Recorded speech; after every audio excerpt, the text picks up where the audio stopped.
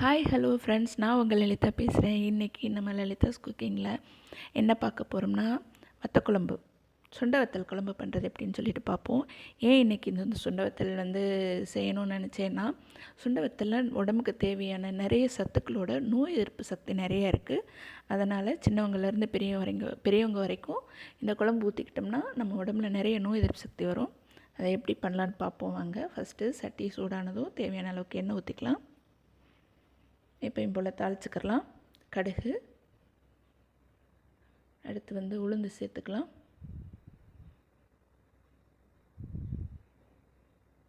உளுந்து,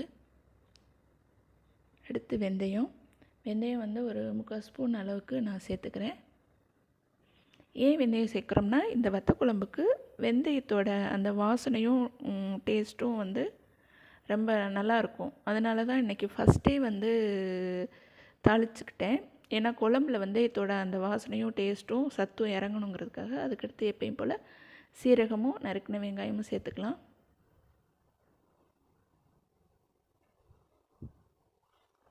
ஒரு வத்தல் சேர்த்துக்கலாம்.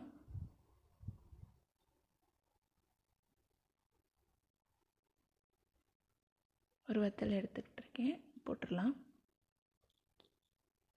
அடுத்து இப்போ நான் அப்பப்போ காய்கறி வாங்குறது இல்லைங்கிறதுனால தேவையான அளவுக்கு கருவேப்பிலை மட்டும் வாங்கி அதை நிழல் காய்ச்சலாக வச்சு காஞ்சதை எடுத்து டப்பாவில் வச்சுருக்கேன். அதை போட்டு தான் தாளிக்கிறேன்.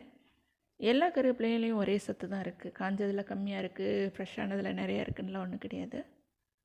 அதனால் தாளித்து வச்சு இனி பூண்டு சேர்த்துக்கலாம். 2 பேருக்குங்கிறதுனால நான் ஒரு கைப்பிடி சேர்க்குறேன்.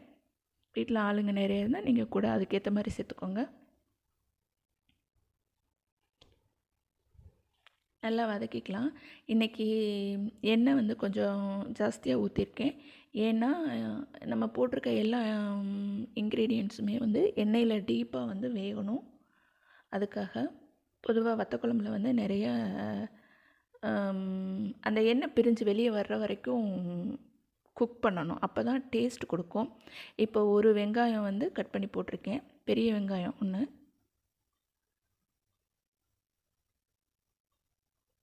இது நல்லா வதக்கிப்போம். அடுத்து தக்காளி சேர்த்துக்கலாம். தக்காளியும் சேர்த்துக்கிட்டேன்.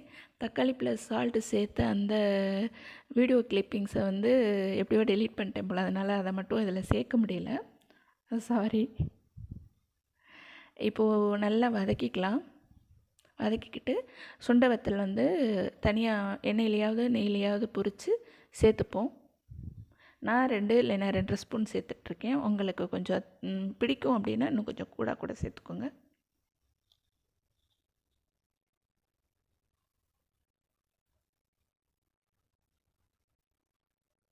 வீட்டு மசால் பொடி, வீட்டில் அரைச்ச மசால் பொடி தான் இதுக்கு சேர்த்துக்கிட்டால் நல்லாயிருக்கும்.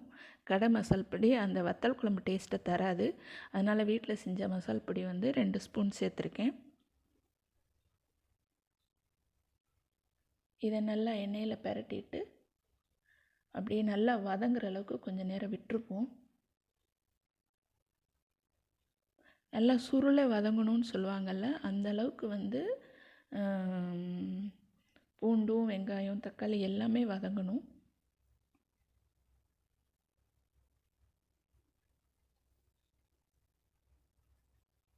மூடி வச்சிடலாம், வதங்கட்டும். இப்போ வதங்கிருச்சு.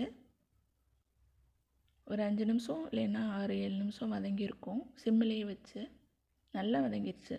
அதாவது பாதி வெந்துருச்சு.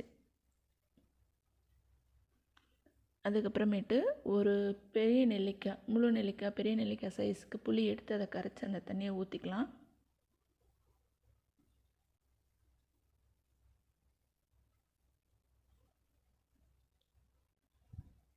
இன்னும் கொஞ்சம் தண்ணி ஊற்றிப்போம்.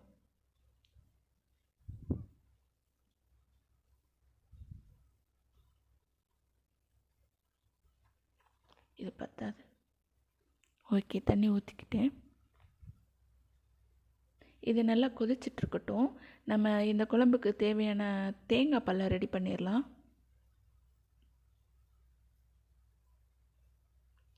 ஸோ இன்றைக்கி அம்மியில் அரைச்சி தேங்காய் பால் ரெடி பண்ணுறேன்.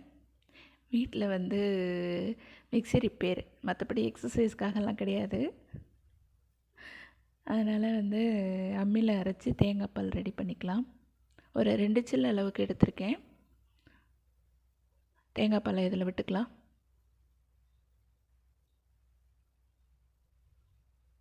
ஓகே, நல்லா கலந்துட்டு இதை நல்லா எண்ணெய் பிரிஞ்சு வெளியே வர்ற அளவுக்கு வற்றட்டும், கொதித்து வற்றட்டும். இந்த சமயத்தில் வந்து நிறைய நம்மளுக்கு இரும்பு சத்து தேவைப்படும். அதுக்காக வந்து இந்த இரும்பு சத்து வந்து இதில் சுண்டைக்காயில் நிறையா இருக்குது. இப்போ ஓரளவுக்கு நல்லா வத்திருச்சு, எண்ணெயெல்லாம் பிரிஞ்சு வர ஆரம்பிச்சிருச்சு. இது போதும். இந்த பதத்தில் இறக்கி நம்ம வந்து மாற்றிடலாம். கிண்ணத்தில், வேறு கிண்ணத்தில் மாற்றிடுவோம்.